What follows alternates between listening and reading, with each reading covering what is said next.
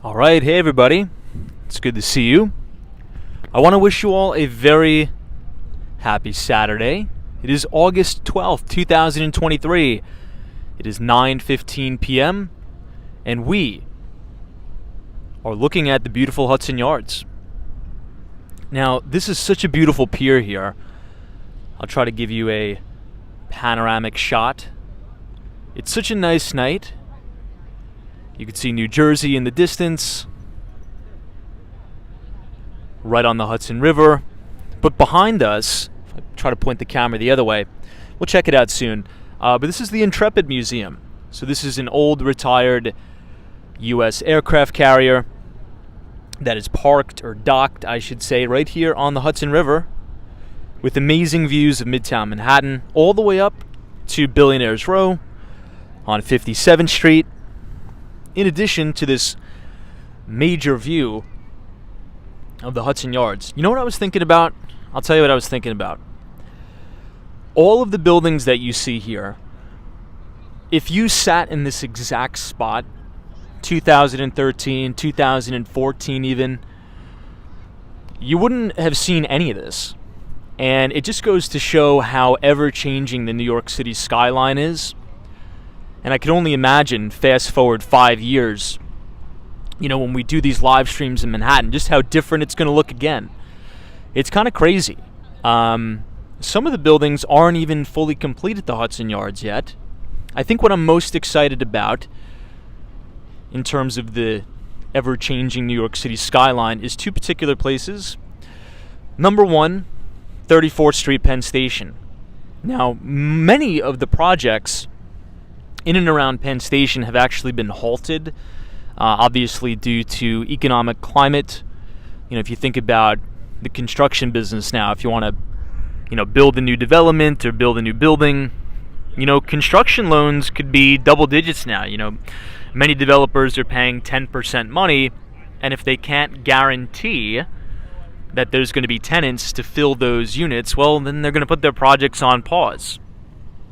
So we briefly walked past, I think earlier in the week, it may have been Monday or Tuesday, I can't really remember, but the new Penn 2 project, which is really encouraging to see. I think the whole 34th Street, well actually let me rephrase that. I'll say this. I'll say from 30th Street all the way to 34th, from 7th Avenue over to 9th, really needs to be totally revamped and overhauled. And the city is doing a good job with that. I think with starting with the Moynihan Train Hall, that is completely brand new and renovated. But I think there needs to be additional work, which it is underway. So, as we're looking at the Hudson Yards here and thinking about all of the other new developments that are going to change this city fundamentally, and also the architectural integrity of the skyline, I'm pretty optimistic about it. I'm pretty excited about it. So, yeah, I wish there was some sort. Maybe there's a video on YouTube or something of like a time lapse of the skyline of Manhattan, because just like I said in 2014, this stuff was pretty much just going up. Anyway, I'll stop rambling on. Today's Saturday. I think the agenda for the stream, I want to take you guys to Queens. Yeah, I do. So here's what, you guys know the drill. We have one plan and then we get lost and then we go somewhere else. But I think that's what we're going to do. So let's head into Midtown Manhattan. We'll walk down 42nd Street. We'll try to make a left on 6th Avenue. Go all the way up to 59th Street, Central Park South.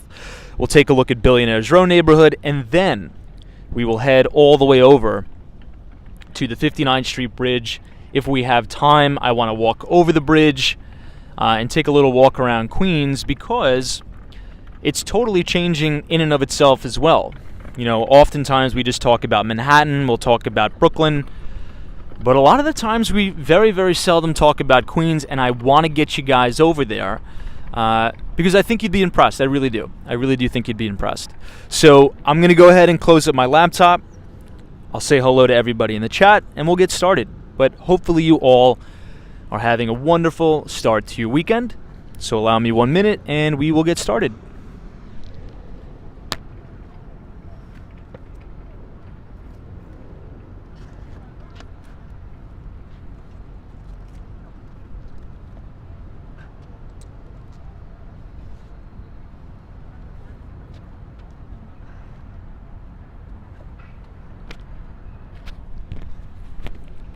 Okay, let me put the microphone on.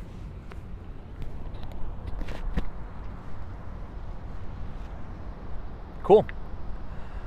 All right, everybody, I want to welcome you back to Walks in Wall Street. It is a gorgeous night here in Manhattan. Jafet Perez, I do see that you said, yeah, it's a lot. I'm not sure if you could see it. It may be a little bit too dark, but if you look past the tree line here, these are all single-family homes that have a direct view of Manhattan. I mean, imagine that.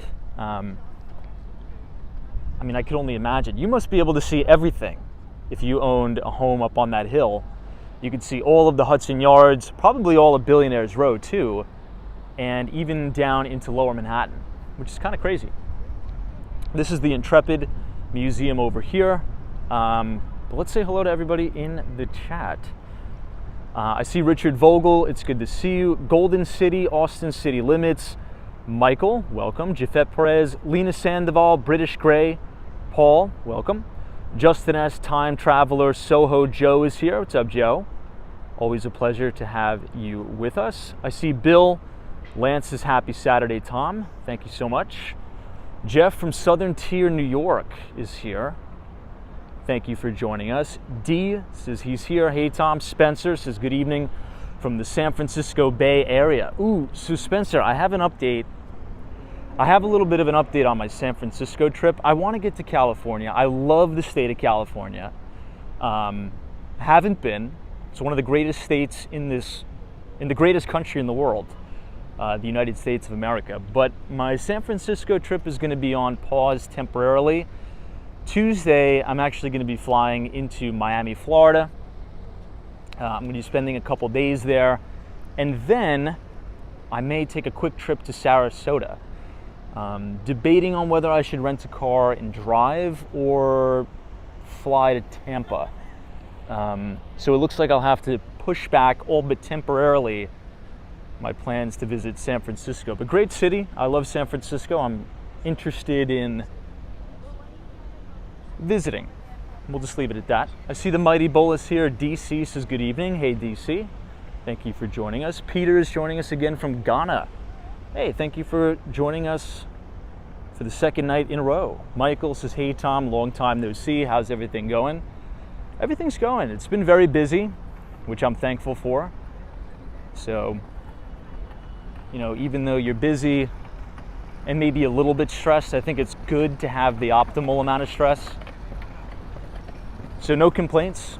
I wish the same for you. Hopefully all's going well in your neck of the woods. One last shot of the Hudson Yards before we head into the city.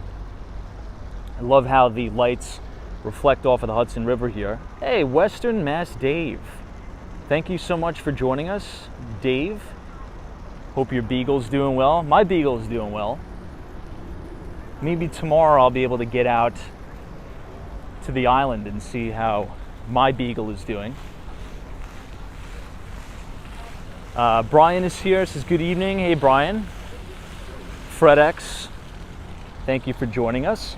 Troy Hatman says, will you be looking at author Stephen King's mansion on Casey Key in Sarasota? I don't know. Now, I'm working on a project there. I'll take you quickly to see the Intrepid. A lot of you guys didn't see it last time. So we're working on an interesting new project in Sarasota, Florida. And I'm not super familiar with the neighborhood or the area.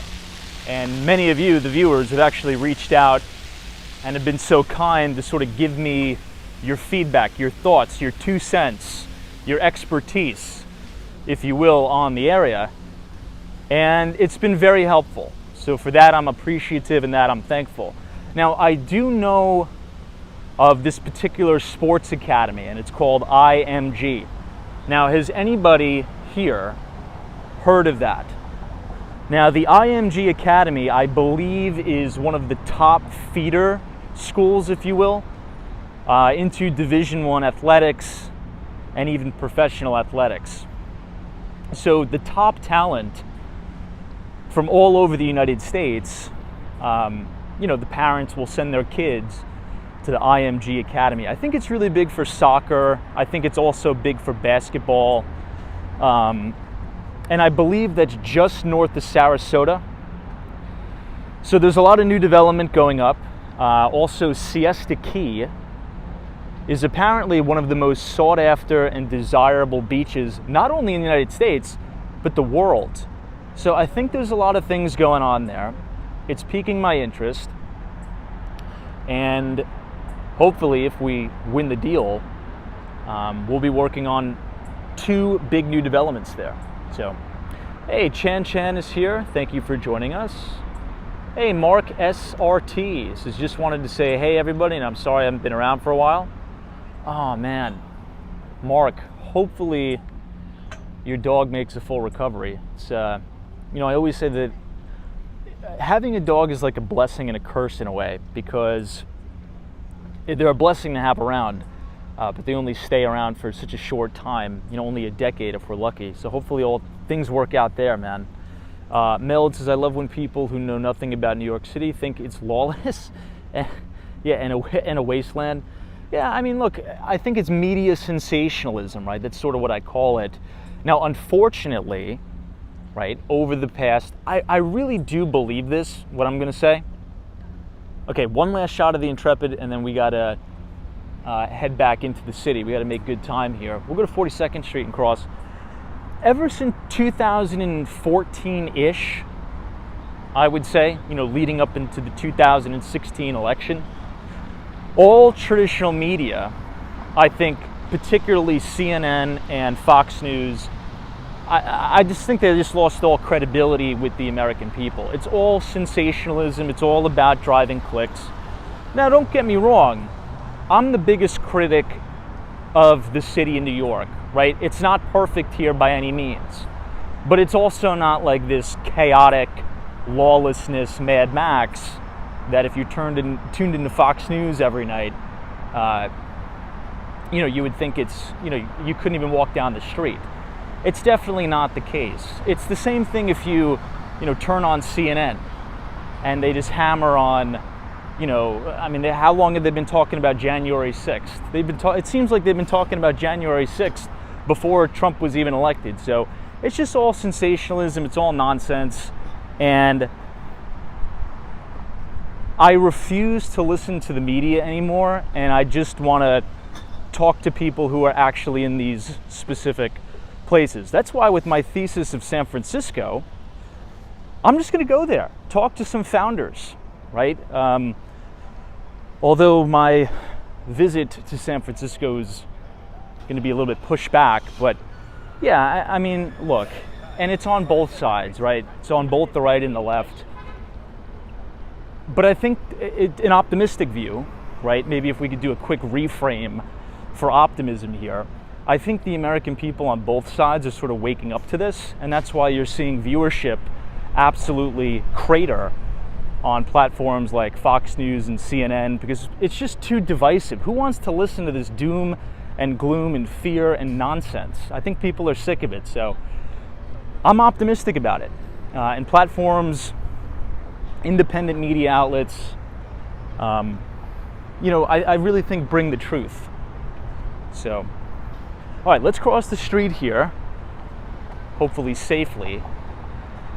I want to quickly point this out for those of you who are new to the channel. Now, if you come to New York City, if you're thinking about moving here or you're just visiting as a tourist, this bike route here,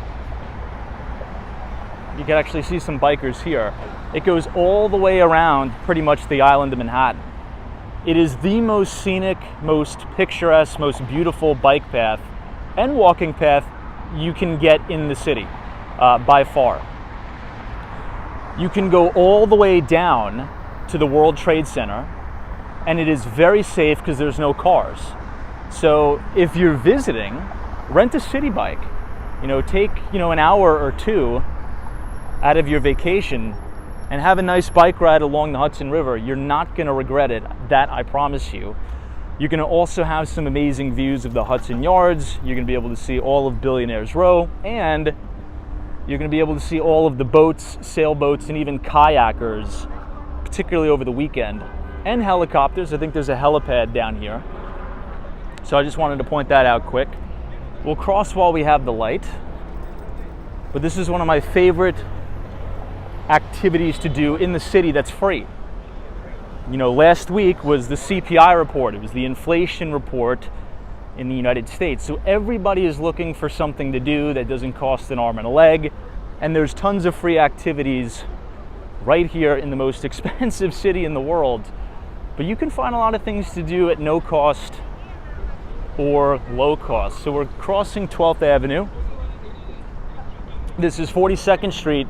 We're going to walk all the way down 42nd until we reach the Bank of America Tower or Bryant Park. That's going to be roughly 6th Avenue. One more look at the Intrepid here. Yeah, Western Mass Dave says it's nice. Those who bike are now going to be able to enjoy it. Yeah, for sure. It's amazing.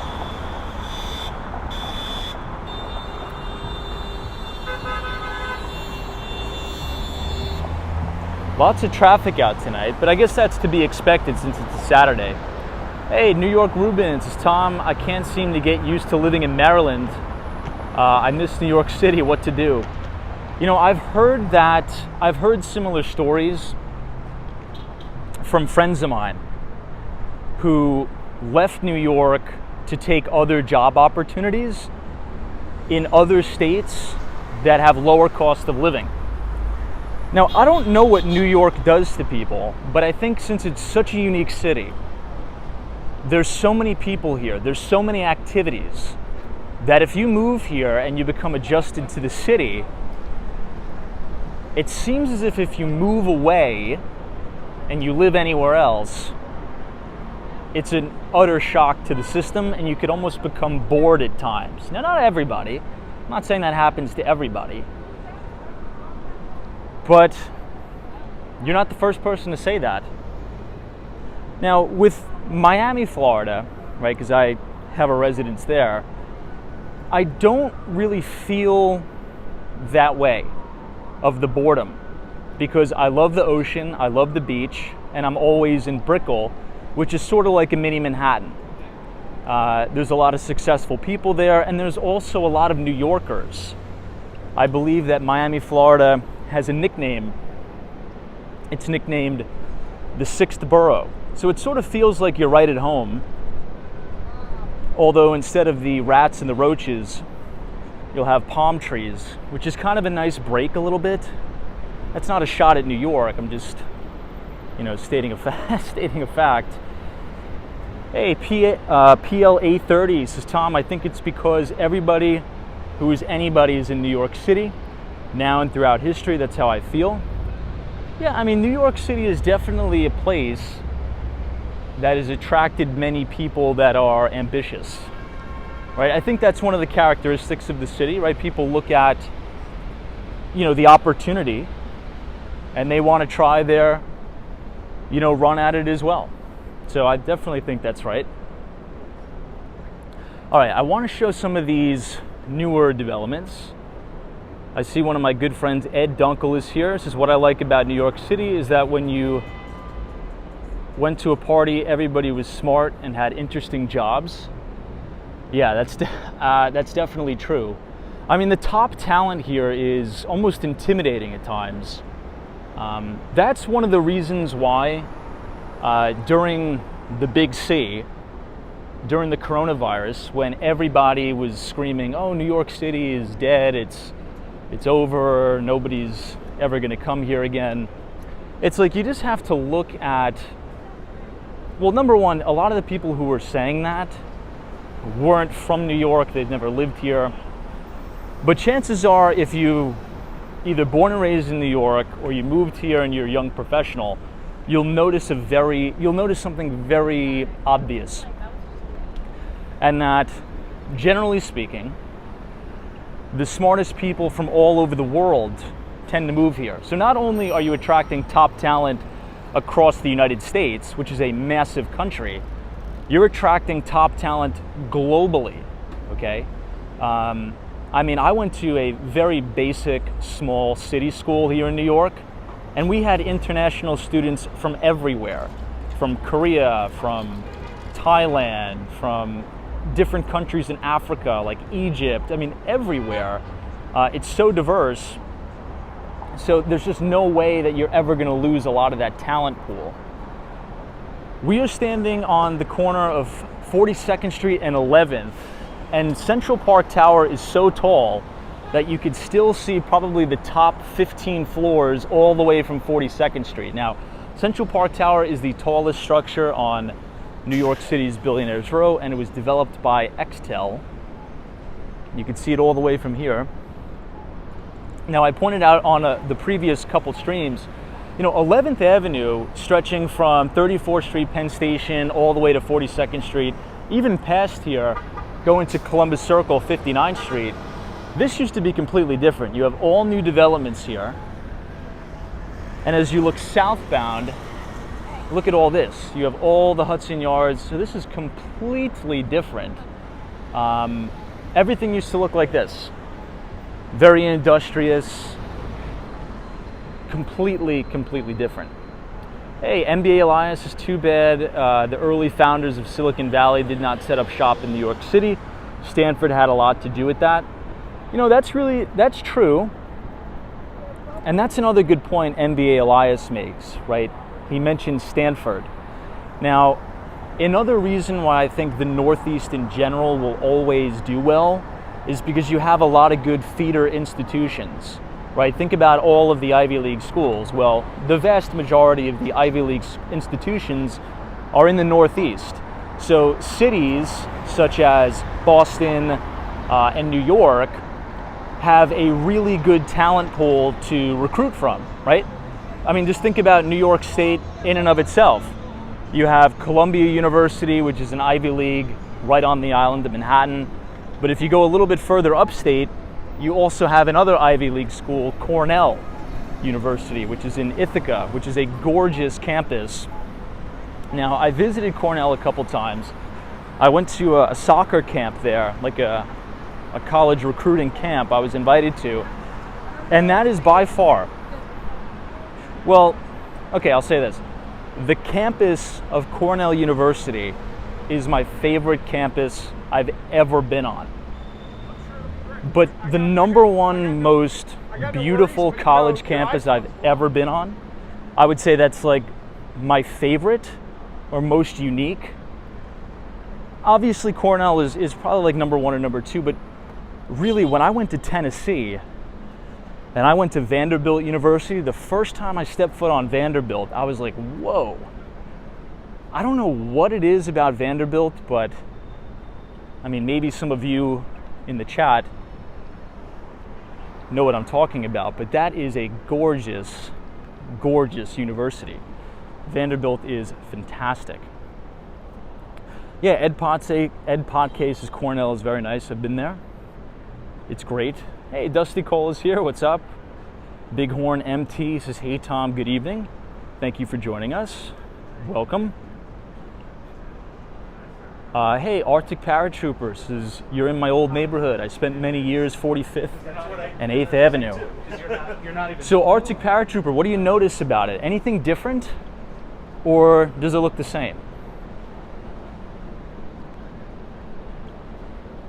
Now, I can guarantee a lot of these new developments, particularly this one and the two that we just walked past, and the one around the corner on 11th, those just went up recently.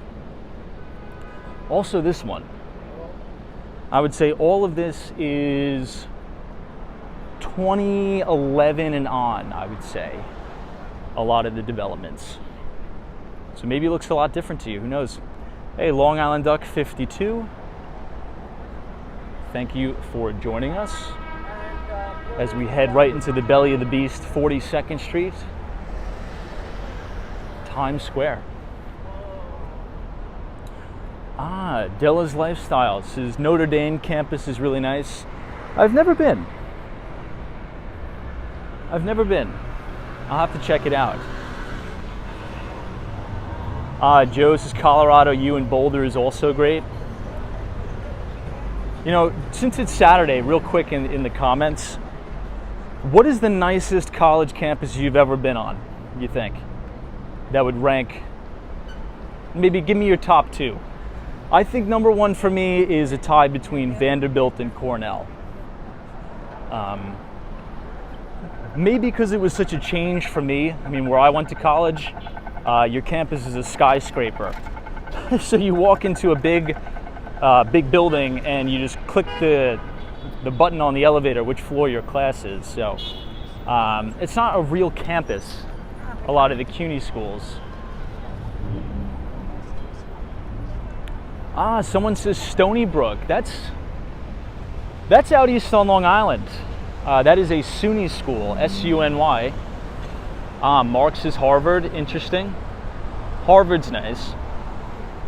Bill Foley's is Notre Dame. A lot of Notre Dames. Bryant's is UT Austin. Pappas is Princeton. New York's is Columbia. Hey, Patricia Ivory says people say it's nice like New York. Very cool.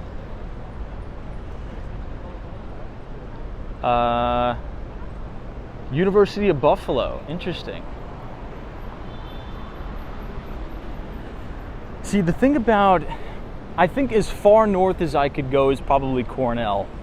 I don't know if I'm built for Buffalo. I think for me that's just going to be way too cold and way too snowy. I don't think I could deal with that. All right, real quick of where we were. Yale, Baruch. Hey, bored now. You think Baruch College is the nicest campus you've ever been on? Look, I love Baruch. It is probably the hardest CUNY school to get accepted to, I think. Maybe it's either Baruch or Lehman, but I got denied from Baruch. So I'm trying to think of what I applied to. Now, for those of you unfamiliar with the CUNY system, it stands for City University in New York. Now, there's multiple colleges, multiple 4-year and multiple 2-year colleges within the system. I believe, from what I remember, you can't just apply to one. I think you have to pick your top 4 and you have to rank them. I believe I picked Brooklyn College. Yeah, I think it was Brooklyn College was number 1. Baruch, which is 23rd Street, which actually I have a pretty nice listing there, was number 2. I want to say number 3 may have been Lehman, and number 4 was John Jay, which is a criminal justice school. I only got into John Jay. What can you do? Cease is the Naval Academy. Hey, Steph UH is University of Florida, go Gators. You know, University of Miami is awesome as well. I was fortunate to hang out there for like 2 weeks during my sophomore year of college. That place, I mean, I don't know how anybody gets any work done there. It is wild at the University of Miami. I don't know, I honestly don't know how people get anything done. Okay, Marianas is Howard and Houston Baptist. Jafet Perez is Georgetown University, very cool. Hey, the Wizards, this time I was just at Vanderbilt today. Oh my God, wow. Well, hopefully the kidney transplant goes well, man. I didn't know that. God bless you. MBA Elias is Tom. Any impressions of St. John's University campus? I like it. So St. John's is in Queens. It's right in Jamaica, Queens. It's still very urban, but I was just there. My sister graduated, what was this, 2 months ago now? What is it, August? Yeah. From PA school, physician's assistant school. I like it. The graduation was in the basketball arena. It's a nice campus. It's hard to get to, though. That's the thing. If you're not from New York, and you want to like go into the city, it's far away.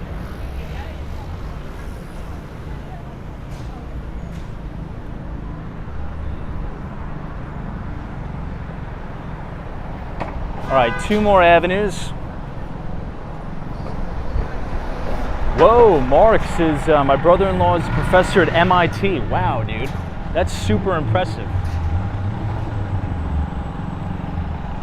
Hey, Miss Brown Eyes, good to see you. Thank you for being here. Using People says, Tom, what do you think about Sam Bankman-Fried being in jail again? Well, I mean, look, I'm no one to judge, but I will say this. We've sort of warned about all of the cryptocurrency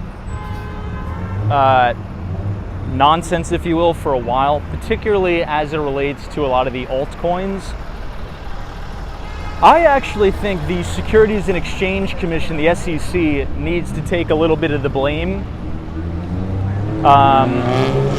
Not to take any of the blame away from Sam Bankman-Fried. Obviously, he defrauded. I would even argue, let's just move around these people. I would even argue maybe hundreds of thousands, if not a million people plus. But when you have an industry that is so unregulated, you have a lot of opportunists, if that makes sense. Now, what was also very, very strange and odd to me about him is that he was just like too PC. And the media were, slamming this guy down our throats. Like, oh, he's a multi-billionaire. He's one of the richest guys in the world, but, he talks bad about capitalism and he wants to just give all his money away and everything is free. That is like the number one telltale sign of a fraud, right? It's just, to me, it was very odd. It was always very odd. But look, I think the justice system in the United States, it's the best, worst system in the world, and I think he deserves a punishment. Granted that he gets conviction, because he defrauded a lot of people. Not only big institutional investors, not only, big corporations, but average retail investors or traders, if you will. So it was essentially one big fraud, one big Ponzi scheme. But that was the biggest tell to me, is that the media just kept hammering about this guy. He's like, oh, he's a good billionaire that hates capitalism and that just wants to give all his money away. Yeah, that's fairyland fraud. That's not reality.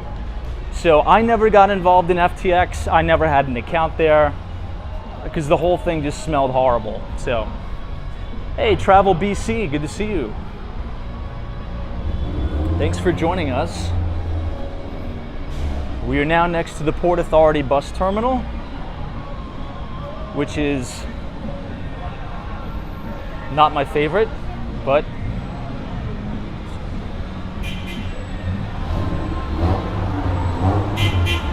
hey, Jay is here from Ohio. What's up, Jay? Thanks for joining. Now, I don't know. I guess I'll ask you guys, like, what are your thoughts on that, right? Because in my view, this is what I could also say about it, which is a little bit strange to me. It seems as if a lot of white-collar crime, very, very seldom do people do significant jail time for it. Usually it'll just involve a settlement, paying a massive fine, which I think is a little bit unfair. But look, I think the justice system needs to play itself out. But one of the things that was so disturbing, and what disturbed many people, I don't know if I could walk through this. There's way too many people. Is that in 2008, right, during the 2008 financial crisis, there was only one banker that went to jail, that did jail time for destroying the global financial system, which I thought was a little bit unfair in my view.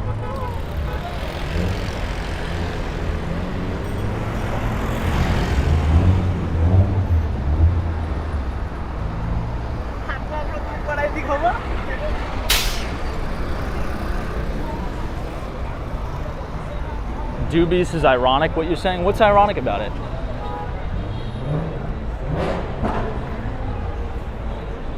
On houses, would you say the same about Ken Griffin? No, absolutely not. Ken Griffin runs a very successful hedge fund and market maker on Wall Street. That's a business that makes markets more liquid. Citadel Securities isn't a fraud. A lot of the nonsense meme stock Reddit people are saying that just because they lost a lot of money buying unprofitable businesses. But no, there's no similarity whatsoever between Sam Bankman-Fried and Citadel Securities' Ken Griffin, not at all. I think we'll have to go down one block just because I don't know if I can walk through so many people. We'll go down one more by the New York Times building. It's a great building, I'll show you guys.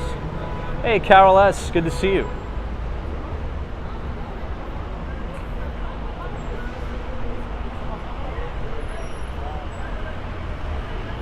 Now, what's interesting, I'll tell you guys an interesting story about the New York Times building. And first, before I tell the story, I want to recommend a very good book. It's a really well-written book, and I think it's very interesting, and many of you would like it. It's called Billionaires Row, and the author is a very, very well-respected, and in my opinion, probably the best real estate journalist of our time. Her name is Catherine Clark. She's fantastic. I think she wrote a really, really good book, and you could read some of her, standalone pieces in the Wall Street Journal as well. But if you think about New York City's Billionaires Row, there's a handful of developers that will come up, right? Number one is Gary Burnett, who is the CEO and founder of Extel. He was the pioneer with Billionaires Row with his development 157. Then you have Steve Roth with 220 Central Park South. Then you have Macklowe Group, Harry Macklowe, with 432 Park Avenue. But this building right here, where the New York Times building sits now, it actually used to be 2 parking garages. And I believe there was a little bit of a fight because Gary Burnett of Extel wanted to build a huge property here himself. So he bought one of the parking garages to try to stop or prevent the other developer from building what is now the New York Times building. But the city of New York actually granted essentially a statement saying that you have to sell your parking garage to this other developer so they could build what is now the New York Times building. So sometimes the government, which is a little bit interesting, the government could actually force you to sell your property if it's within the greater good of the community, right? You can't just have, sometimes you can't just have one holdout that is preventing a big development. In some cases you can, but on a case-by-case basis. In this case, it was a big fight between 2 developers. They were holding out. It's a really interesting story. And the point I'm trying to make is that the New York City development business is very, very difficult, and it can take years to accumulate these buildings and accumulate air rights. It's sort of like a game of Monopoly in real life. And a lot of times it's just being at the right place at the right time, persuading other owners of neighboring buildings to sell you their air rights. And 57th Street in New York City is very unique in that it is the one strip in New York City where you can build on a very, very small ratio of, hold on one second.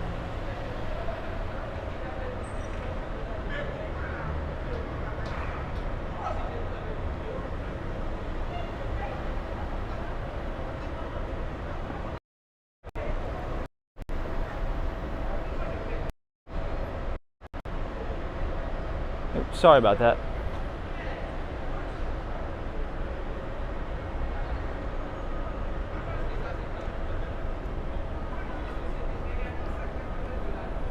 Just give me 2 minutes here. I have to respond to something. Sorry about that. Give me 1 minute.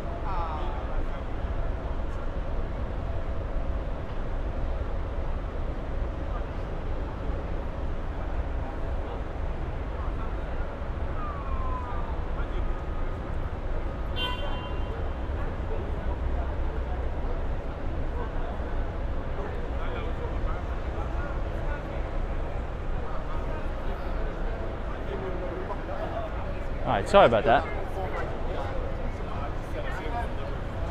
I usually put on an iPhone. So we're streaming on an iPhone 13 mini. And for all of you who have iOS, you could turn on Do Not Disturb, it's called. So it won't block any incoming calls or text messages or emails, but it'll put them to voicemail.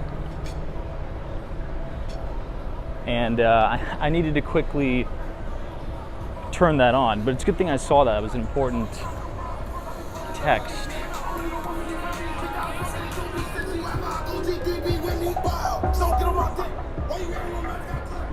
I forgot what we were talking about. I guess it doesn't matter. So we're going to actually I'm going to try to get you guys through Bryant Park, but the ultimate goal of tonight's stream will be to take you all to Queens. That's right, we want to go to Queens. We want to walk over the 59th Street Bridge, which is probably going to be very loud.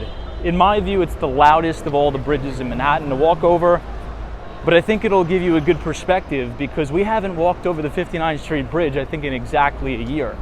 I think the last time we did it was August of 2022, I think. So it'll be good.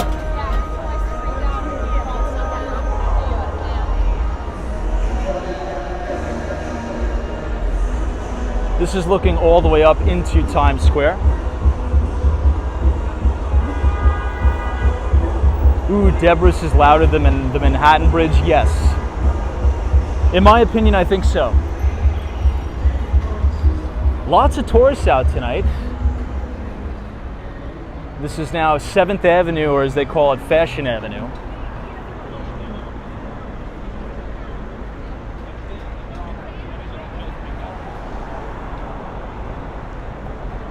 Hey, Krog Dogs, just hope you've got comfortable shoes on. Thank you so much. Hey, MBA Elias, this is Tom. I just finished reading Billionaires Row. It's really about the undertaking of financing a project. Best book I've read all year. Hey man, I'm so glad you enjoyed that book.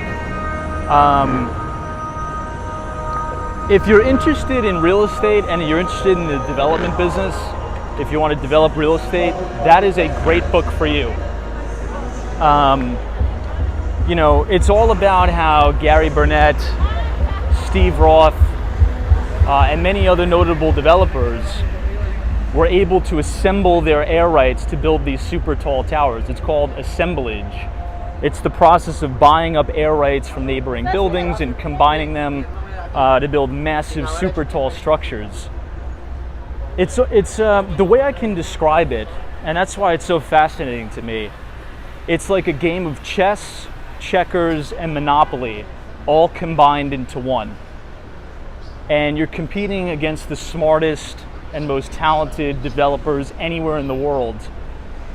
So you not only do you have to have negotiation, persuasion, extremely good underwriting skills, but you're doing it at the highest level in the world.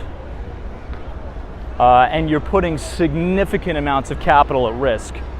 You know, Harry Macklowe almost went belly up 3 times. It is not an easy business, the New York City real estate development business. All right, guys, this is Joe's Pizza. I think it's a little bit overrated, especially to have a line all the way down the block. Look at this. The line for Joe's goes all the way around Broadway. I believe there's a lot better pizza spots you can go to with 0 line. I believe the reason why Joe's attracts such a big crowd is because it is right on the south side of New York City's Times Square. The board now says Joe's Pizza is great. I think it's a little bit overrated. Like, I mean, it's definitely better than the vast majority of places in the United States. But if you go to the Upper West Side of Manhattan, and take a trip to, you know, Made in New York Pizza, or if you go to Brooklyn and go to DeFara. Allegedly, which we walked past yesterday, DeFara opened up a place right at the South Street Seaport. I never knew that until we walked past it yesterday, which is crazy. And you'll have no line. Maybe it's just like an experience thing, which I can understand. I get that. I just think there's better pizza spots around. But if you're not from New York, you want the experience, I totally understand it.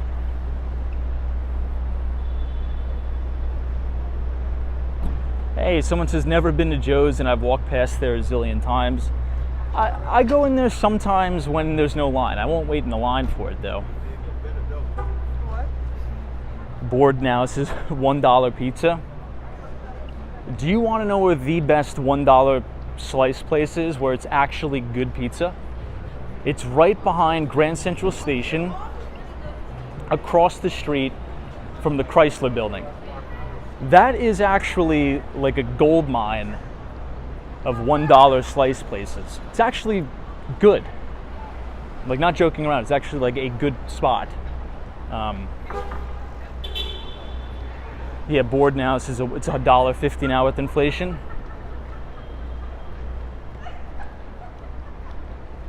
Look at this. This is a great shot of One Vanderbilt.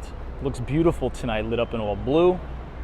And this is Bryant Park, right here on the corner of West 40th Street and Avenue of the Americas, 6th Ave. Hopefully we'll be able to get in there tonight, but I think it closes at 10 o'clock, and I think it's already 10 because we started late again tonight.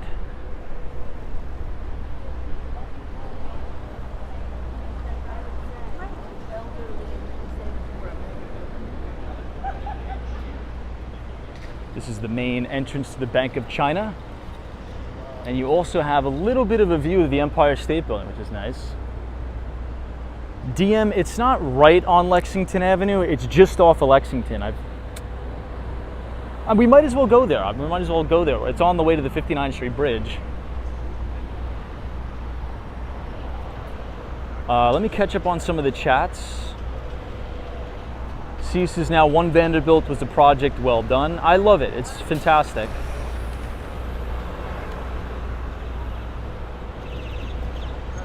Justin S says, so I've noticed since I started watching your streams in New York City, I've never seen gas stations. Where do the cars go to get gas? Very good question. There's multiple gas stations on the island of Manhattan. You have to go all the way to the west side. There's actually one not too far away from the Hudson Yards. I also believe there's a couple on 1st and 2nd Avenue near the hospitals. But yeah, you're not going to find a gas station in the center of Manhattan. It's going to be either 10th and 11th right on the West Side Highway in Midtown, and also on the east side all the way near the water. I think there's a couple near the hospitals there, but that's a good question. Yeah, very, very seldom will you see a gas station. Now, speaking of the 59th Street Bridge, right as you go over the 59th Street Bridge, I believe it's called Van Dam Street. Van Dam Street has a few gas stations as well. This is Bryant Park. This is one of my favorite places in all New York City. Now, at the beginning of the stream, we were talking about free things to do when you travel to Manhattan. We talked about taking a bike ride right on the West Side Highway, but one of the things you could do for free, totally free in New York City, from June 12th through August 21st is free movie nights in Bryant Park. Since the park is open, I'll show you guys what I mean. You have amazing views of One Vanderbilt. You see the New York Public Library, the Stephen Schwarzman Building, and you can see all the way to the Empire State Building and One World Trade Center all the way down there. So even though inflation is a big topic of discussion, we talked about the CPI numbers last week, there's still a lot of free and fun and cool things to do in the city. You don't have to spend a bunch of money all the time. Yeah, I'll show you. Maybe you guys are interested in it. They actually have the the list of movies. So once again, Paramount Plus. Oh, that's interesting. It's a streaming service, Paramount Plus. We talked about Disney Plus. Disney had their earnings report last week. Bob Iger decided to raise prices on Disney Plus and Hulu. So Paramount Plus movie nights at Bryant Park, Mondays from June 12th through August 21st. Movies start at 8 p.m. So you could come here, you could see a movie, and just in time, right when the movie's over, you could tune in here to Walk Some Wall Street at 9. But yeah, it's right here. This is the big stage. They'll have the big movie screen here, and everybody will be lounging and sitting out on the lawn at Bryant Park.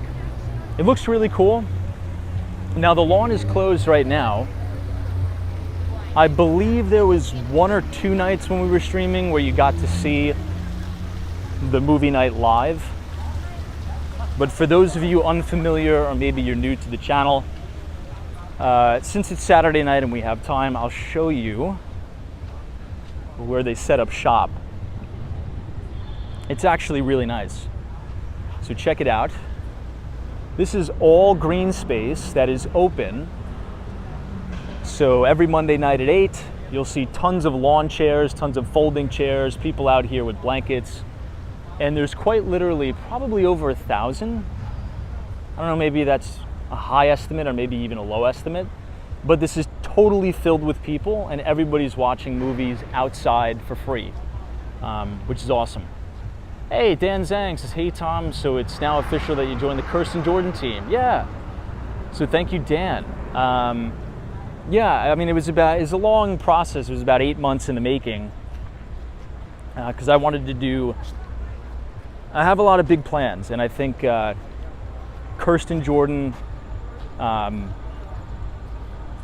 is probably the best in the business in my view, in my opinion. I think what she's doing there at Douglas Elliman is probably going to rival, and my bet is she's probably going to be the top broker, the top team in Manhattan and in Miami. So I'm coming on board to help lead up sales operations in Miami, Florida, and Sarasota, and work on new development. Because another reason why I really wanted to join that team is because Kirsten's husband is a very, very prominent and notable real estate developer from Italy. He's done tons of projects in both Manhattan, Brooklyn, and Miami, Florida. So being that I want to develop real estate myself, I think the synergies would be good there for me to help him underwrite deals, help the team underwrite deals, and as we develop those units, luxury real estate units, we could also then get on the other side of the deal for the sell side and sell those units. So I'm very optimistic about it. It was a long process, but we finally got the deal done and signed maybe about 4 weeks ago. So I think I'm going to learn a lot. They're by far the best in the business. Kirsten's fantastic. Jill Purcell as well is our lead of new development. She's personally sold over $1 billion in new dev, has a lot of connections, similar connections that I have in the family office space, family offices from Saudi Arabia, London. So there's a lot of really good synergies. I think we could work together well, and I'm excited about it. So thank you so much for saying that.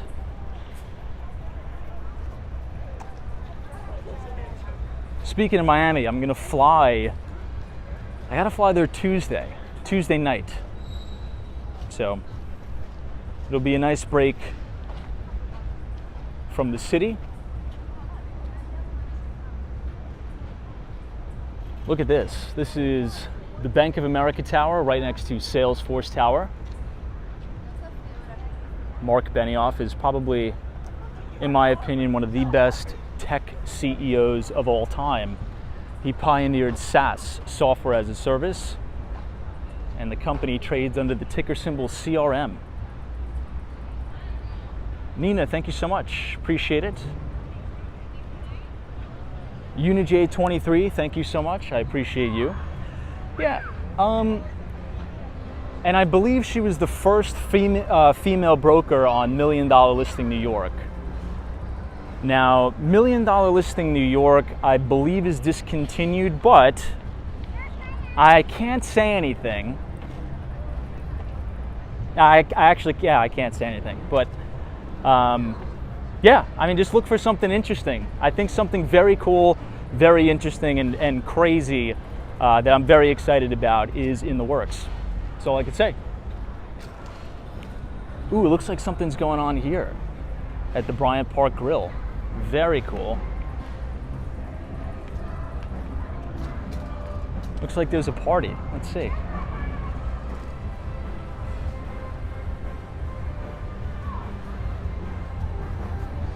Yeah, I think maybe it's a wedding party. That's super cool. Look at that. The Bryant Park Grill is absolutely beautiful. There's lots of corporate events that go on here. It's just an amazing place.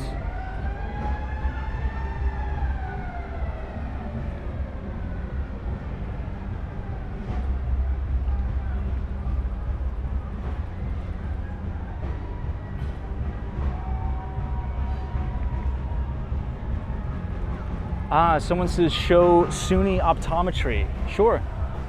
So the optometry school is to the right.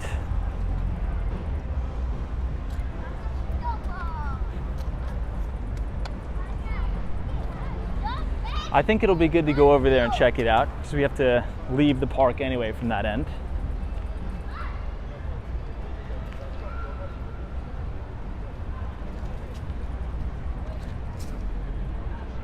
But if you guys are enjoying the live stream so far tonight, feel free to leave a like on the video and click the subscribe button if you're new. We usually do these streams roughly around 8:30.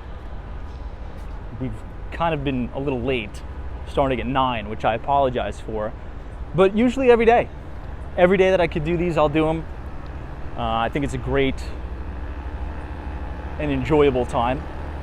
So feel free to click the subscribe button and join us. So this is the State University of New York, SUNY State College of Optometry.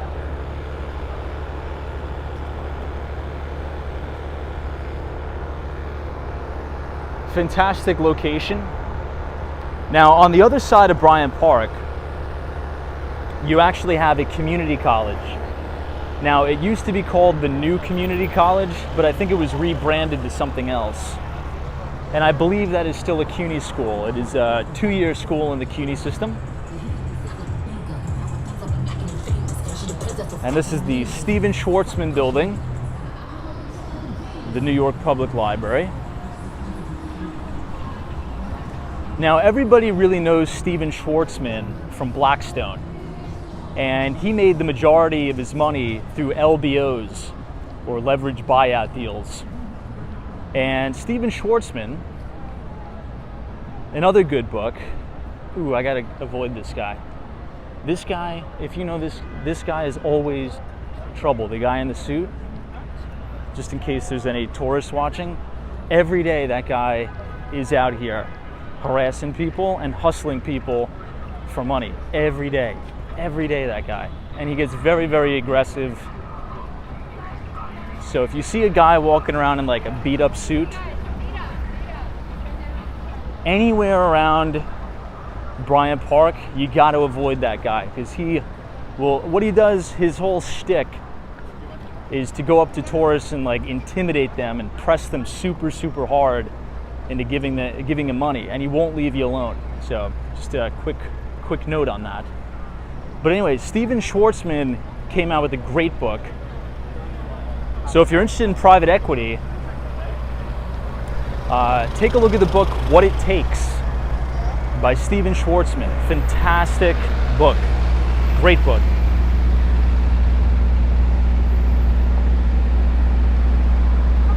Here you have the Chrysler Building,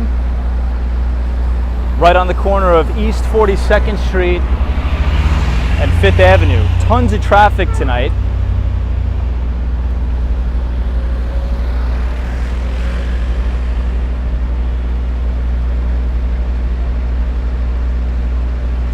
Hey, Alexandria is here. Good to see you.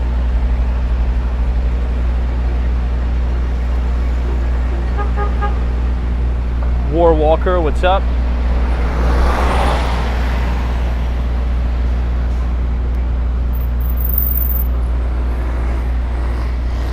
War Walker, I'll be back in the 305 on Tuesday night.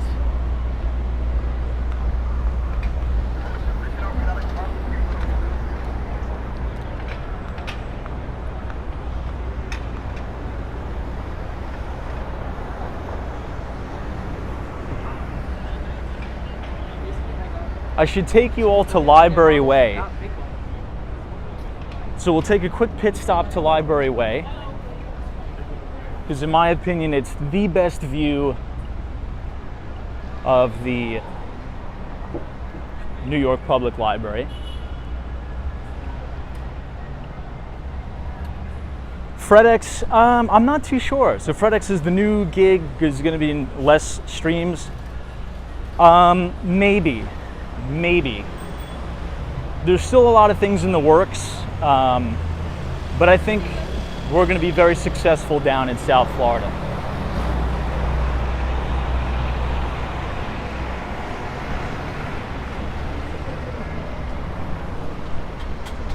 So this is Library Way. It is right behind the PwC building, the PricewaterhouseCoopers.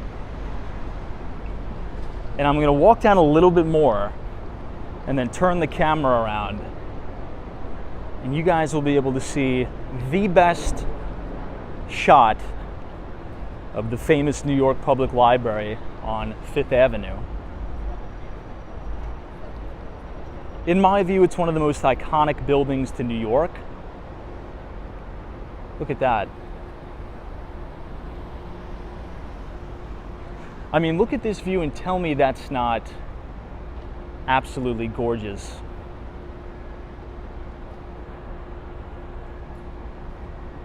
Now, for anybody who is interested in finance, the hedge fund business, and you want to read a really good book that's an original, there's only 5,000 copies available anywhere in the world. If you go into the New York Public Library on 5th Avenue and you make a left through these big doors here, you can go to the exclusive research room of the New York Public Library, and you could read an original copy of Seth Klarman's Margin of Safety. So remember that, Seth Klarman's Margin of Safety, and that is one of the best value investing books ever written. Now, Seth Klarman is one of the most successful hedge fund managers to ever live. He runs Baupost Capital, and during one of the most famous and most recognizable Berkshire Hathaway meetings, Berkshire Hathaway shareholder meetings, right, with Warren Buffett, you know, there's thousands of people that attend every year. About 10 years ago now, maybe even a little bit longer, there was a gentleman who stood up to ask Warren Buffett a question. And the question was very interesting. It was kind of an unconventional question, but he stands up and he says to Warren Buffett, he's like, Warren, besides yourself, okay, besides yourself, who would you recommend that we follow and really, really pay attention to and listen to for value investing advice? And Warren Buffett really couldn't think of anybody. He sort of paused for a moment. It was kind of an awkward silence in the room. And he says, you know what, if I had to recommend somebody, it would be Klarman. Yeah, maybe Seth Klarman and Phil Fisher. So Phil Fisher was the founder of Fisher Investments. Now his kids run the firm. And Phil Fisher wrote one of the most famous and well-renowned investing books in history. I'm sure you've heard of it. It's called Common Stocks and Uncommon Profits.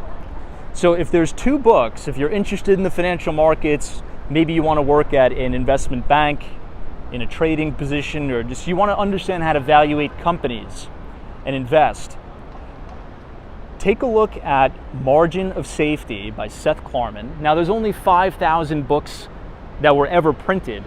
So if you want to get your hands on a physical copy of Margin of Safety, it's going to cost you about $5,000. But the good news is, if you go online, there's free PDFs of the book.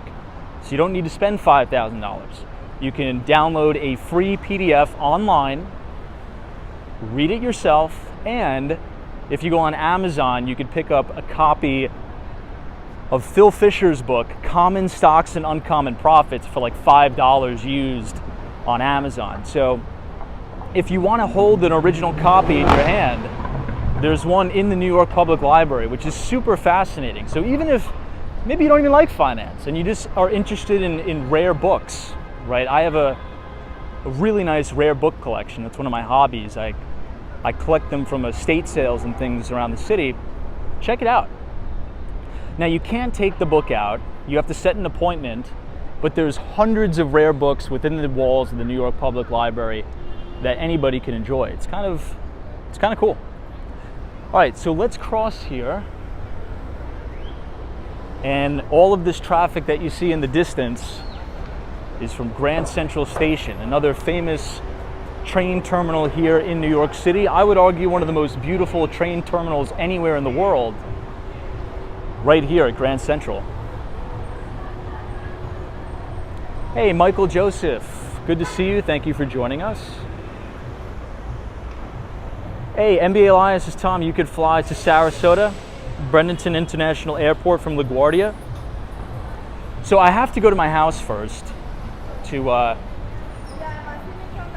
deal with some tenants, but I didn't know that. So thank you for telling me that.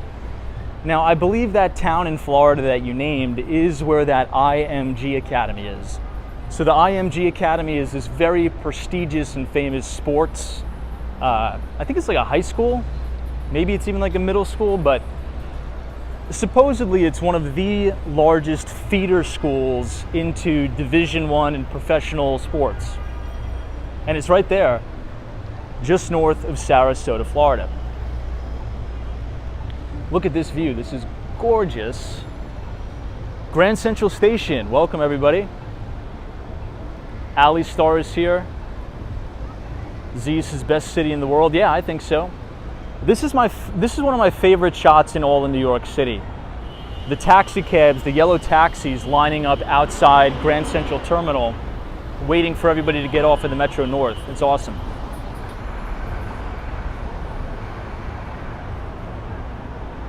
Hey, photos from around New York. What's up? Good to see you. TC is here. What's up, TC?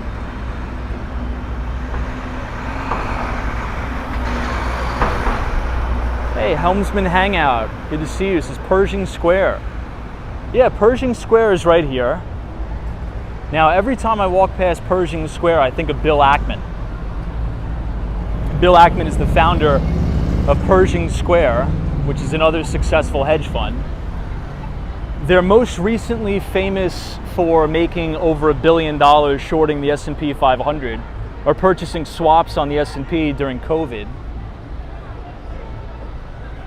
But the most funny Bill Ackman moment that comes to mind for me is his constant fighting and banter with Carl Icahn. Now, Icahn Enterprises is actually in some hot water right now. There's been some fraud allegations. Now, I can't really comment further, but it is alleged that there's been some cooking of the books over there at Icahn Enterprises, allegedly, so I don't get sued. Hey, John Peacock says, hey, Tom and crew, hope you're well tonight. Thanks, John. Yeah, we're just checking out One Vanderbilt. This is actually the lobby. I don't really think I've showed you guys the lobby of One Vanderbilt, but it's really beautiful. You have all of this encased marble throughout. You have these gold finishes on the elevator banks. And I believe in one of the top floors of One Vanderbilt is the new Centurion Lounge from American Express. Now, has anybody that's watching this broadcast been to the brand new Centurion Lounge at One Vanderbilt? Some of you have emailed me and told me you've went. Hey, Sally is here, FredX. NBA Alliance's Icahn Enterprises already got knocked on the door from Big Brother. Yeah, and the stock is down big. I think it's down 60% year to date. Now, it's ironic.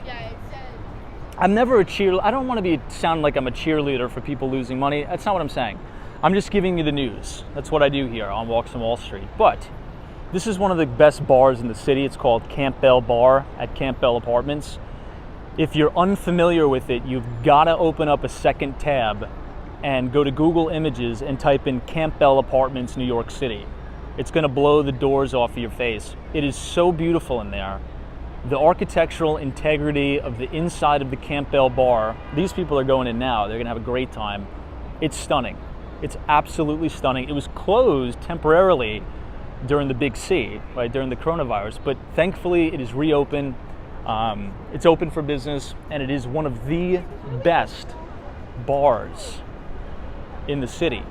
If you don't drink alcohol, that's fine. Still go there just to enjoy the ambiance of the place. It's fantastic. But anyway, so here's something ironic and interesting.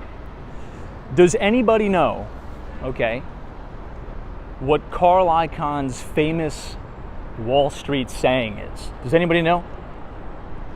That'll be the trivia question for tonight. What is Carl Icahn's most famous Wall Street saying as we're looking at Jamie Dimon's brand new office tower here, 270 Park Avenue? This is going to be a massive new Class A office tower, a great addition to Park Avenue right here. Oh, look at this. This is cool. This is like a new startup in New York. There's a company that has this enclosure and you're allowed to park your bike so people don't steal your tires. That is such a cool startup idea. That is awesome.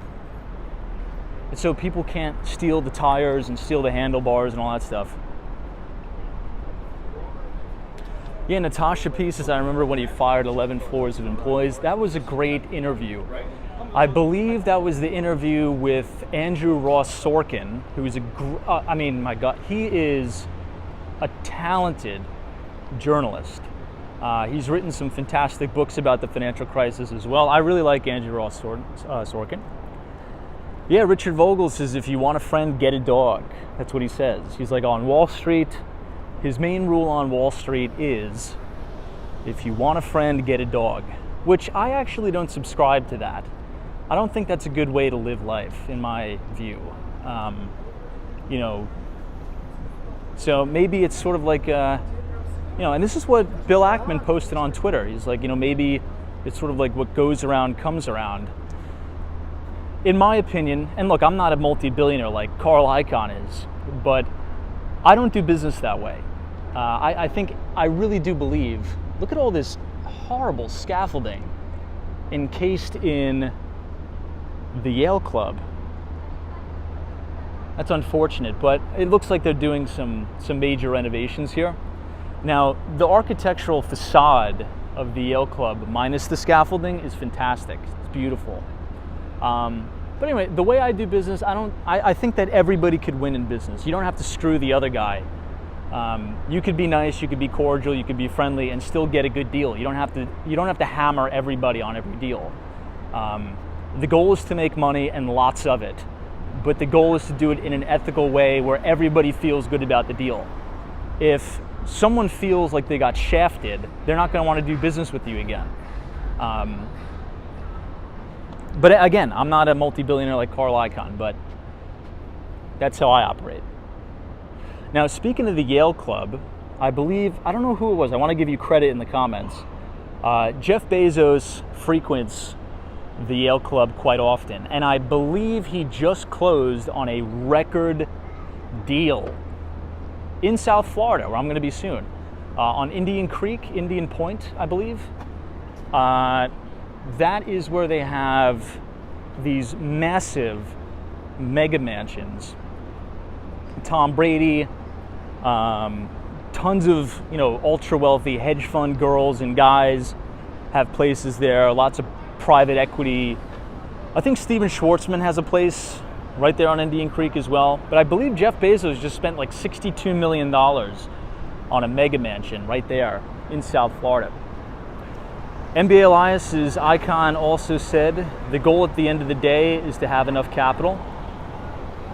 That definitely is the goal. No, I don't think it's Jupiter Island. I think it's Indian Creek, I believe. Indian Point, Indian Creek, something like that. Hey, John says, yeah, the adversarial aspect is quite a silly misconception. You don't get anywhere burning bridges, for sure. I agree with that.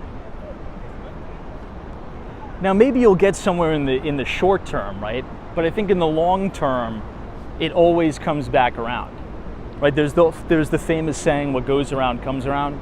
So you may get ahead, and, make a lot of money and do whatever you want to do. But 10, 20, 30 years down the line, karma is going to come around. I'm not saying that's what's happening in this case, because again, these are just allegations. I'm just reading you the news. And I haven't honestly looked into it. I haven't looked into it, so. Okay, we are now gonna go head and make a right on East 46th Street. We are gonna walk up Park Avenue, and we are gonna head to the 59th Street Bridge. And then we are gonna go to Queens. Lee says Village of Indian Creek, north of Miami Beach. So Lee, that's where he purchased the property, right? I think it was like $62 million was the sale. That's a crazy, crazy island. And to your point, I think they have their own police force just for that little island. There's two main places in South Florida that have ridiculous amounts of wealth. And number one is Indian Creek, and number two is Sunny Isles Beach. Sunny Isles Beach is wild, but that's mostly those super tall, sort of Billionaires Row-esque skyscrapers. But Lee, hopefully you're well. I'm going to be in Miami on Tuesday, which I'm really excited about. Hopefully it doesn't rain when I'm there. Hopefully it's sunny. I heard we've been getting a ton of rain, and there was some flooding in Brickell and parts of Miami Beach, also parts of North Beach. So we'll check in on Jamie Dimon. This is the corner of East 47th Street and Park Avenue. So not only are they building the brand new 270 Park, but they're actually expanding Park Avenue in and of itself. They've taken out the median here. You guys will see it in a minute. So they've totally removed this median. This used to be a huge median that went all up and down Park. They've taken it out and expanded the road, so you have a much nicer on-ramp to drop passengers off at Grand Central Station. So it goes right into the Hemsley building, 230 Park Avenue, and you have a great view of One Vanderbilt in the background. Hey, Vivian Francesca says, love Sunny Isles Beach. I love it as well, and it's changed a lot too. Sunny Isles Beach at night used to be really dead. There used to be almost zero pedestrians. It was almost kind of eerie, but there's been so many people moving to South Florida that Sunny Isles Beach is actually quite busy.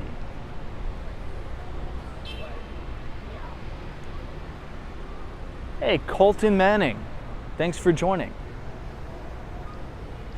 Yeah, I think they're doing a good job, and the cool thing is this is my favorite feature of the building. You see these big, like, weight-bearing, I don't know what they're called, trusses or something? But these are all weight-bearing, and the interesting design is that they go down into one main anchor, if you will.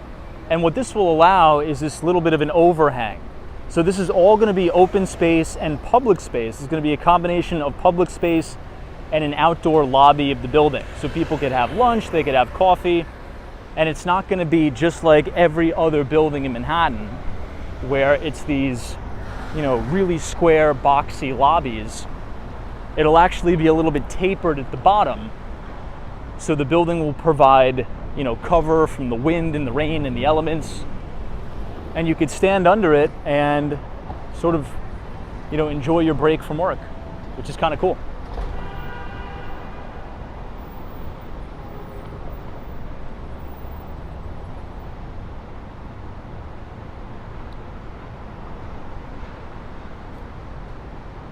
Now looking further up Park Avenue, this is 432 Park. This is one of the most exclusive apartment buildings in all of New York City. We were talking about Billionaires Row today, and this is Harry Maclow's building.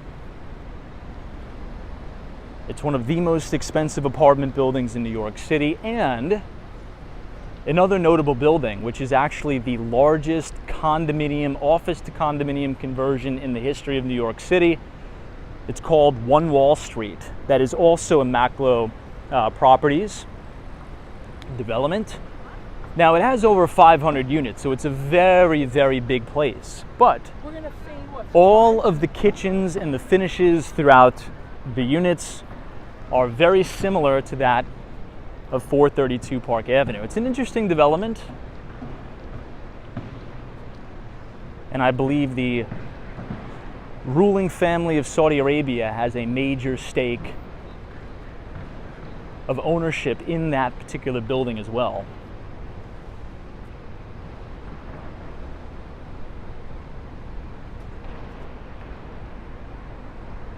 Here's Capital One.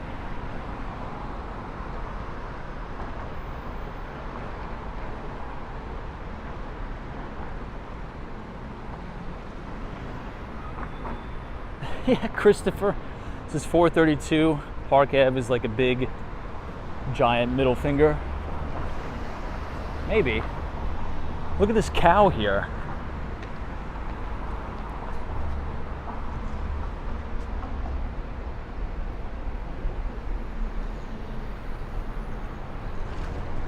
Now, I'll give you guys an interesting little piece of info here. If you're interested to see my first exclusive listing in Manhattan. So I was able to land my first exclusive listing in Manhattan. It is 139 East 23rd Street, Unit 12. Take a look at it. I think you'll find the unit to be rather interesting. If you go to Street Easy, you can see it. It is a full floor apartment, has its own private elevator, and it's right on the campus of Baruch College. And it's listed, we listed it for just under $3 million. The developer is from Italy, so all of the finishes, like the marble and the countertops, are all imported from Italy.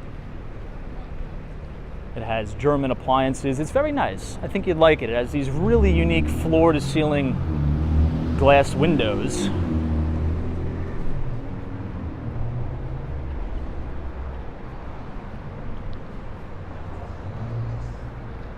Whoa, they completely redid this lobby. This really caught my eye just now. Look at that. It's like a living wall. You have all these plants. That looks really nice. They did a good job. It did not used to look like this. That's really nice.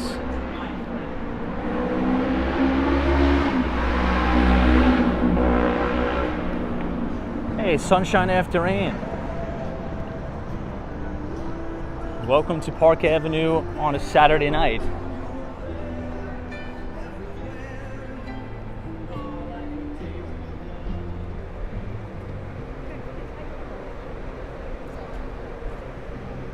I think we'll just make it to the 59th Street Bridge. Let me check my battery. It's gonna be close.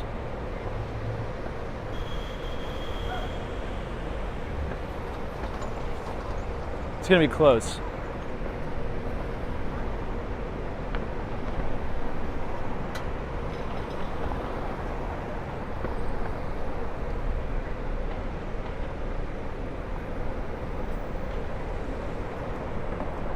Hey, Daryl, what's up? Says I'm a San Francisco guy and I can appreciate what I'm seeing.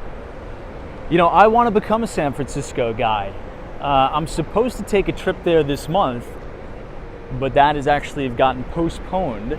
I'm interested in San Francisco. I think there's not to hammer on it too much, we've talked about it almost to the point of ad nauseum.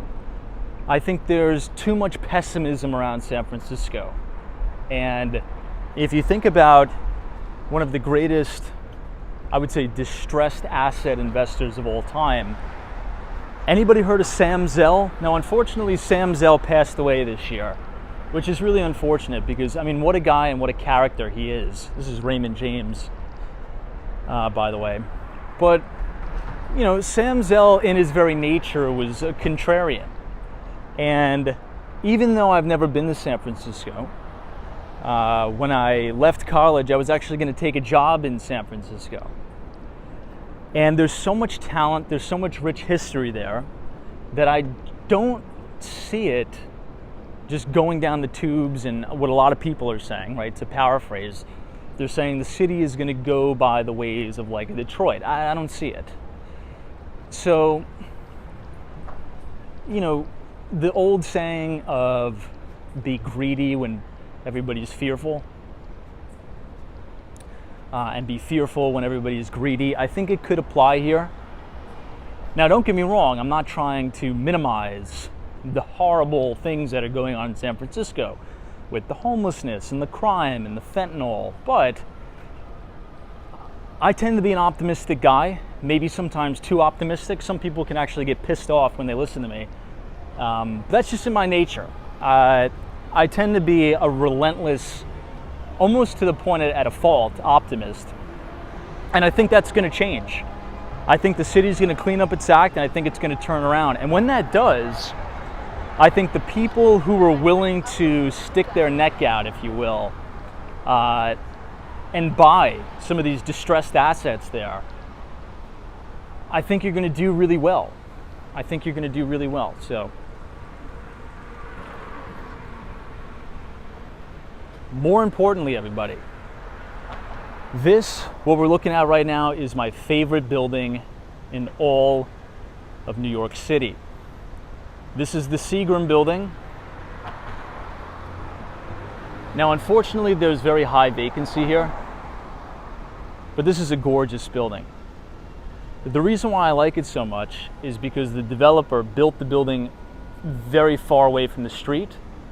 So you have like a huge patio, almost like kind of like a patio-esque style where you could have lunch, you could have coffee, and you have great views there too. Now, it may sound weird. What do you mean? You're walking down the street and you have great views? Yeah, we do. Since it's set back so far away from the street. I'll show you what I'm talking about. It's right on the corner of East 53rd Street and Park Avenue. This, though, is the newest addition to Park Avenue. This is 425 Park.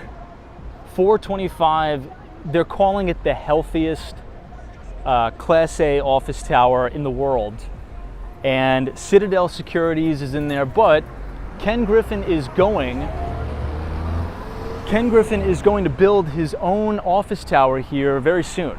Not in that building, I think they're just renting at. But very soon, he's going to build his own tower. Speaking of Miami, he's going to be building one in the Brickell neighborhood.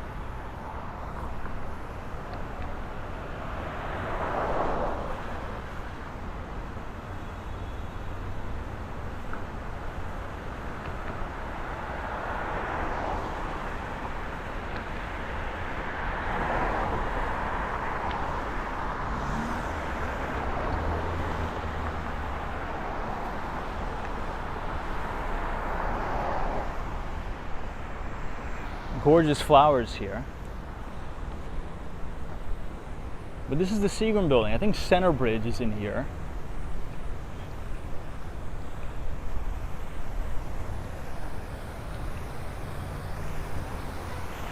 You have these two beautiful fountains.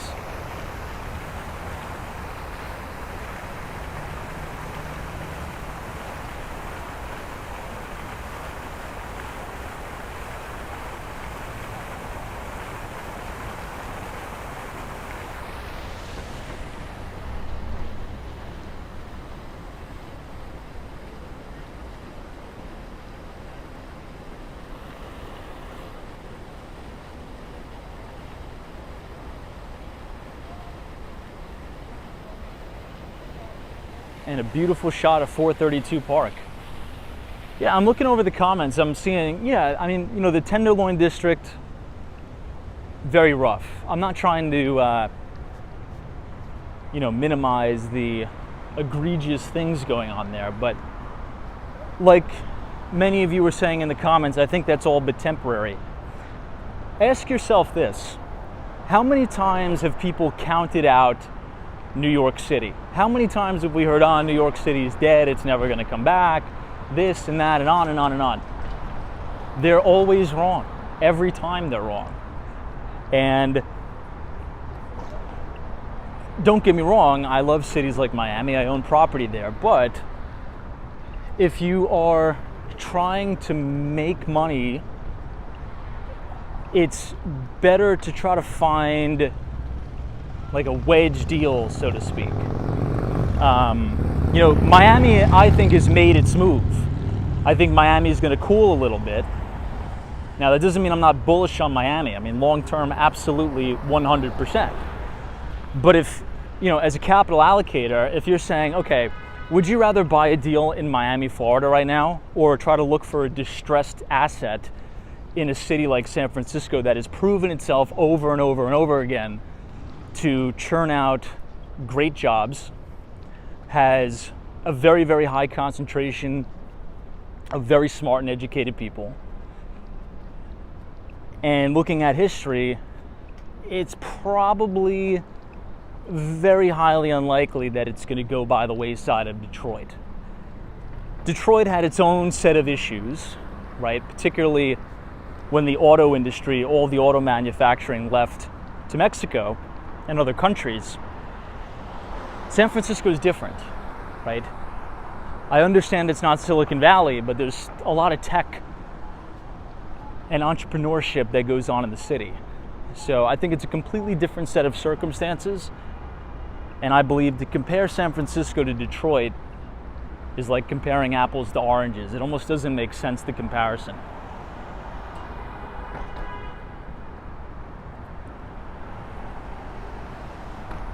Here it is. This is the brand new 425 Park. It's a gorgeous building. I mean, the lobby's amazing. You have these huge ceilings, very tall ceilings, and they have a state-of-the-art air filtration system in here. It's great.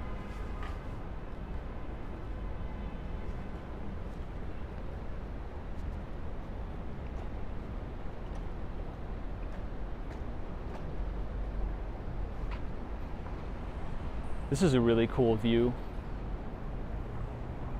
We're pretty much standing directly under 432 Park.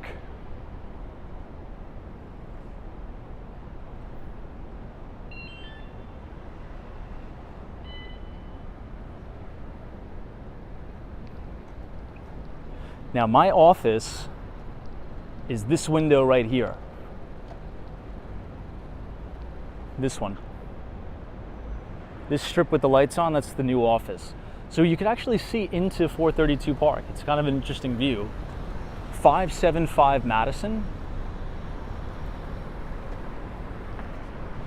Now, it's an older office building, but I think it's very iconic.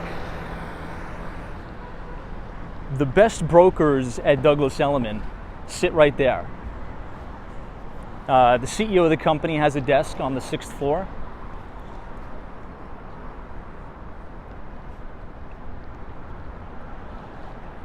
And this is the new Aston Martin showroom, which is only a couple blocks away from the Ferrari showroom.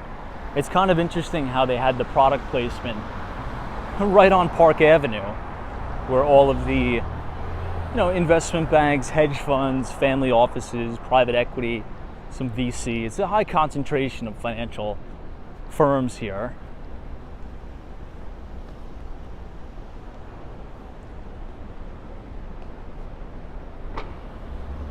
Okay, 57th Street, Billionaires Row. We finally made it. Now, if you look all the way down 57th Street, you'll see the Steinway Tower, 157, 220 Central Park South, and Central Park Tower. And then right off to the left, obviously, 432 Park Avenue. It's an awesome area. It's a very fun area to work. During the business day, particularly on Mondays, Tuesdays, and Thursdays, there's tons of people out and about. Not quite what it used to be before the pandemic, just with all the remote and, I should say hybrid work could be a good descriptive term to put it. But it still has that feel of excitement. At 11:30 when you're taking your coffee break, all the coffee shops are filled, everything's packed. It's a great place to work.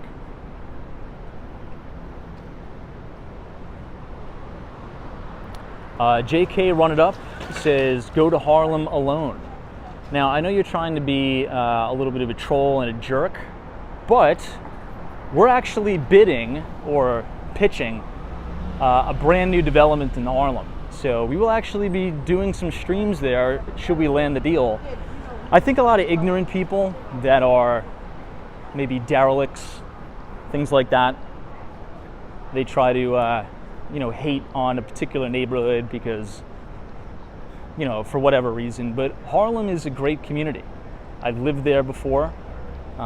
It has rich culture, rich history, and it's actually a very nice place to live in New York City.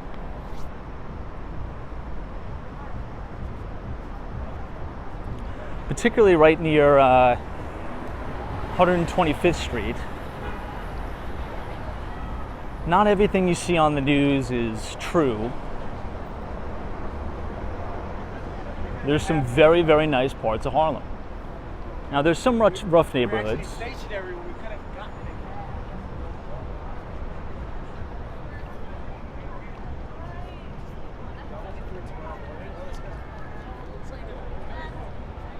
So this is Lexington Avenue. Maybe we'll actually take a pit stop and go to Bloomberg and check out our good friend former Mayor Michael Bloomberg. We'll see. Hey, Bill Rowlands, what's up? Good to see you.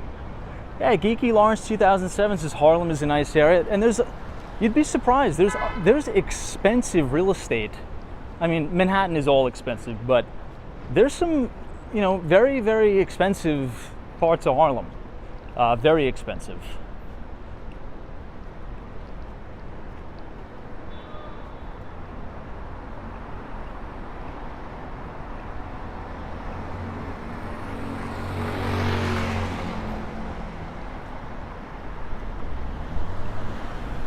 So here it is. This is Bloomberg.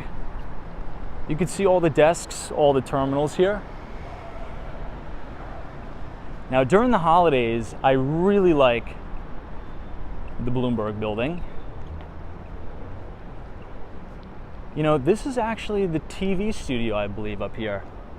So if you ever watch Bloomberg Live TV, I think this is maybe the studio here. You could see some of the Bloomberg terminals on. It's kind of cool. Vishal says the terminals cost like $5,000 a month. It's $2,500 a month, but that's still expensive. I'm not trying to say it's not expensive. It's very expensive, yeah. It's about $2,500 a month for a terminal. But I'll give you guys a quick tip. But you have to promise you can't tell anybody because it's going to be super crowded if I tell you guys this.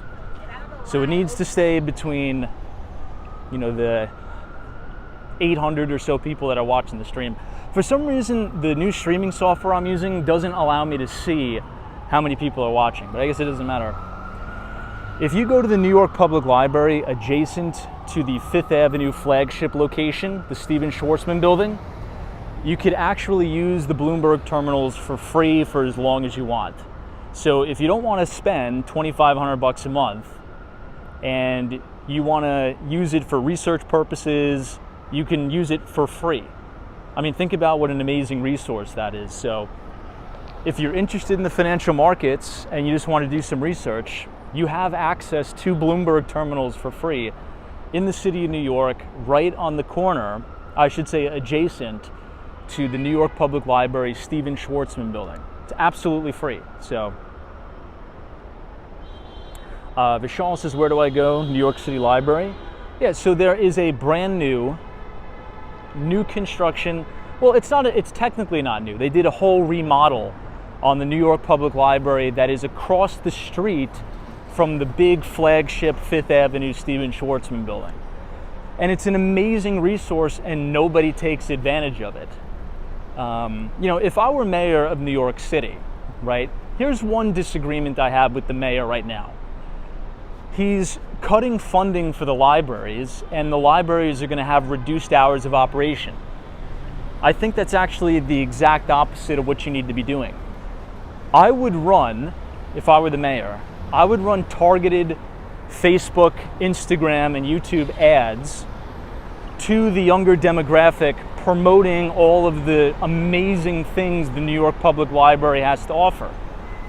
You could use the Bloomberg terminals. You could even take classes for free, and instructors will teach you how to use the Bloomberg terminals. This is all for free and nobody takes advantage of it. Why?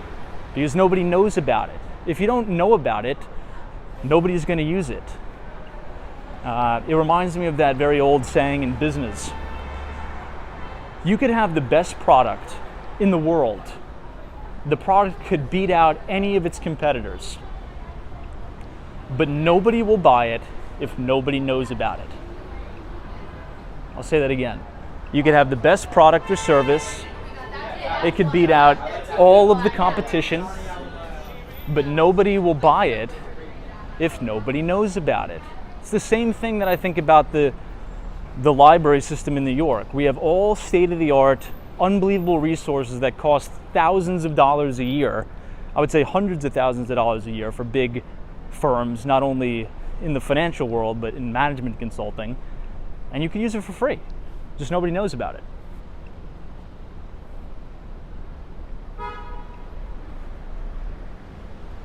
Okay, we are almost here. I may have to change out the microphone. Hold on one second.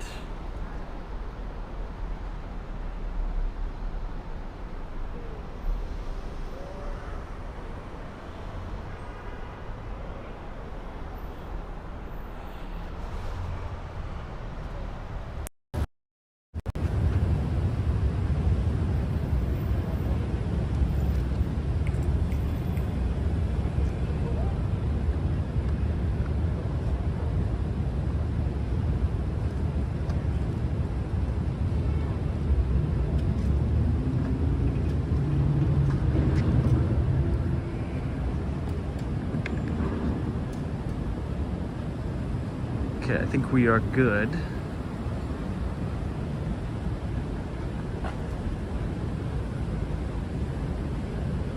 Let's just cross here.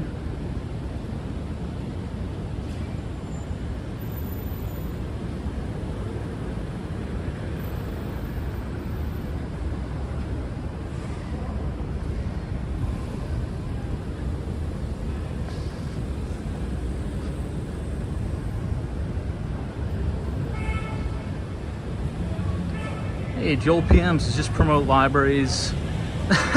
Yeah, that's true.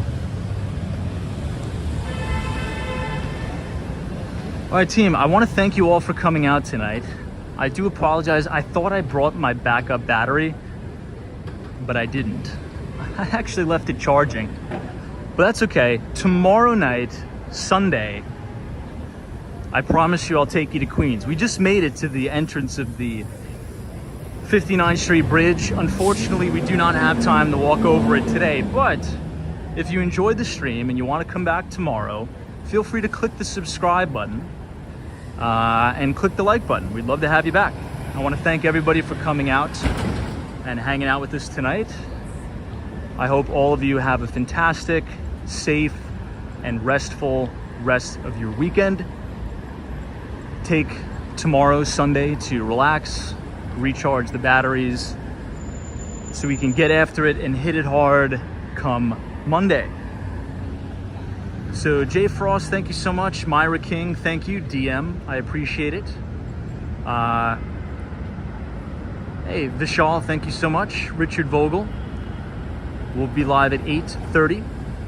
Mark, Joan K, Michael Joseph, Abdullah, Jeff Madison 32, photos from around New York, Joseph Hardaway, sunshine after rain. Bill, there's always a bull market somewhere. You just need to know where to look. Have a great Sunday, everybody, and we will see you right back here tomorrow. Take care.